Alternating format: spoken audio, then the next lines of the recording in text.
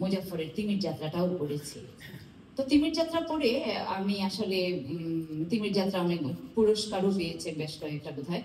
তো তিমির যাত্রা পড়ে আমি আসলে মুজাফফরের উপন্যাসের দিকে যে জার্নিটা, সেই জার্নিটার প্রতি তৃপ্ত হতে পারি না। আমি কিছু অপ্রিয় কথা বলেই শুরু করি। আমি এটা মুজাফফরকেও বলেছি যে আমি কিন্তু অপ্রিয় কথা বলবো। এর আগে যখন বইটা নিয়ে আমি লিখি, একটুখানি লিখেছিলাম ফেসবুকে পাঠ প্রতিক্রিয়া। এটা কিন্তু আমার স্বপ্রণোদিত। আমার যে বইটা পড়তে ভালো লাগে, মানে ভীষণ ভালো লাগে পড়তে, ওইটা নিয়ে আমি 2-4 লাইন লিখে ফেলি।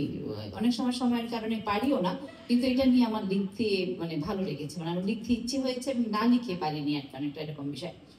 তো তিমির যাত্রা পরে আসলে উপন্যাসের দিকে মুজাফফরের যাত্রাটাকে আমার মনে হয়েছে যে অসম্পূর্ণ, বা ও হয়তো ঠিকভাবে তৈরি হয়নি, এবং অনেক কিছুই আমার কাছে মনে হচ্ছিল যে অনেকটা আরোপিত। উপন্যাসের গুণ বা উপন্যাসের যে ধারাটা, উপন্যাসে বলার যে ভঙ্গিটা, সেটা আমি তিমির যাত্রায় পাইনি। কিন্তু কলমে লাইকা পড়ে আমার কাছে মনে হয়েছে যে আমরা সত্যিকারের ঔপন্যাসিক মুজাফফরকে এখন পেতে যাচ্ছি, আমরা মুজাফফরকে পাচ্ছি। অনেকেই মনে করেন, বা ওই যে কামালের লেখাটাও আমি বললাম কালি কলমে, যে এটা হলো মুজাফফরের একটা স্পিরিচুয়াল জার্নি, এবং এই মুজাফফর বোধহয় এটাকে অতিক্রম করতে পারবেন না। আমি এই কথাটার সঙ্গে একটু দ্বিমত পোষণ করি। আমার কাছে মনে হয় যে মুজাফফরের উপন্যাসের দিকে যে একটা মহাকাব্যিক যাত্রা এই কলমি লাইকা দিয়ে সেটা শুরু হলো। এখন সেটা মুজাফফরের চলবে কিনা, মুজাফফর চালাবে কিনা, মুজাফফর চালাতে পারবে কিনা, সেটা আসলে মুজাফফরের উপরে নির্ভর করে। আর মুজাফফরের লেখার যে শক্তিমত্তার জায়গাটা, আমরা ওর যে ছোট গল্প পড়েছি, সেটা ভেদা কবি হোক, বা বাসিওয়ালা মজ্জেল হোক, কিংবা বনসাই বাবা হোক, যে গল্পগুলো পড়েছি সেখানে এটা শুধু আমি না, সেটা শুধু আমি না, আমি অনেক পাঠকের কাছে শুনেছি যে মুজাফফরের ছোট গল্পগুলো আসলে অনেকটাই মানে বিদেশি গল্প আক্রান্ত। হ্যাঁ, ওর বিদেশি, ওর পঠন পাঠন অনেক বেশি, ও ইংরেজি সাহিত্যের ছাত্র, ও মানে বিদেশি সাহিত্যের সঙ্গে ওর খুব সংযোগটা খুব বেশি, এবং ওর গল্পে সেই ছায়াটা সে এড়াতে পারে না। কিন্তু এই মানে এই ধারণাটা আমাদের মধ্যে হয়ে গিয়েছিল যে মুজাফফর যা লিখবে ওই ডার্ক সাহিত্য লিখবে, ও মানে মানুষের রেস্তোরাঁর মতো আমাদের মানে মানে আমরা হচ্ছে যে গল্পগুলো পড়ে আমরা স্বস্তি বোধ করবো না, আমরা একটা অশান্তিতে থাকবো, আমাদের মাথার মধ্যে একটা ভীষণ বিভৎস রস ক্রিয়া করবে, এই সমস্ত ধারণাগুলো আমাদের মধ্যে মানে তৈরি হয়েছিল।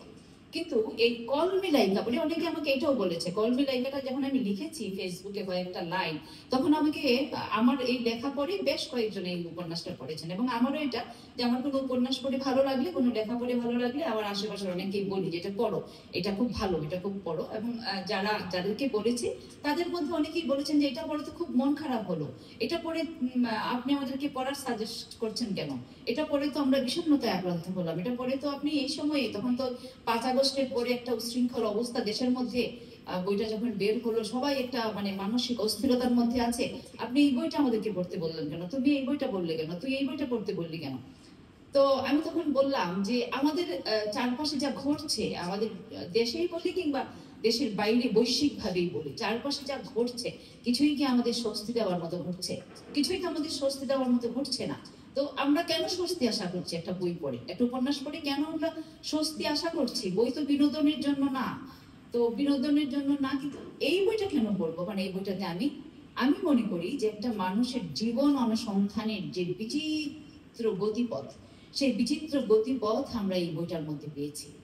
এই যে কলমি লাইকা, আমি ওই লেখাটার মধ্যে লিখেছিলাম যে কলমি লাইকার বিষয়টা, লাইকার সঙ্গে যে ওই আলীর জীবনের যে একটা সাদৃশ্য খোঁজা হয়েছে এই বইটার, এটা হলো সবচেয়ে বড় দুর্বলতা। কোনো প্রয়োজনই ছিল না লাইকাকে ডেকে নিয়ে আসার, লাইকার সঙ্গে তাকে তুলনা করার কোনো প্রয়োজনই ছিল না।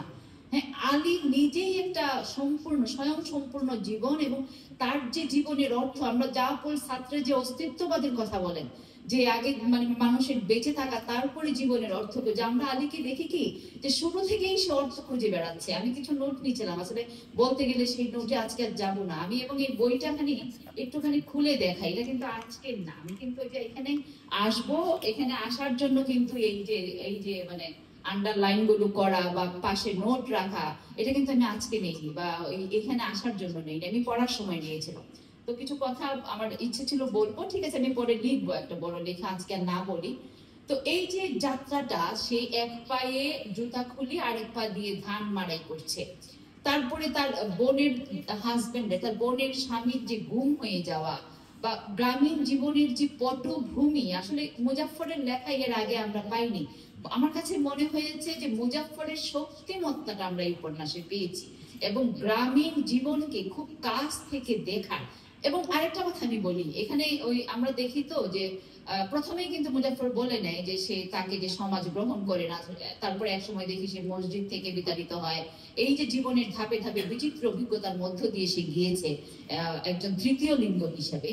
এর বাইরে তৃতীয় লিঙ্গ যদি সে না হতো, এই আলী যে জীবন এবং যে যাপন দেখেছে, তৃতীয় লিঙ্গ না হলেও কিন্তু এই জীবন এবং যাপন এত জীবন ঘনিষ্ঠ, মানে এতই মানে হয়তো বা এই দৃষ্টিভঙ্গি, হ্যাঁ এটাও হতে পারে।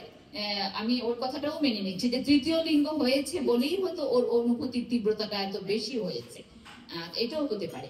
তো এই বইটা পড়ে আমাদের আসলে কিছু মনে হয় যে আসলে মুজাফফরের ক্লাসিক সাহিত্যের দিকে একটা যাত্রা শুরু হলো, এবং এই যে মায়ের সঙ্গে মায়ের মাধ্যমে প্রকৃতির সঙ্গে যে মানুষের একটা সম্পর্ক স্থাপিত হয়।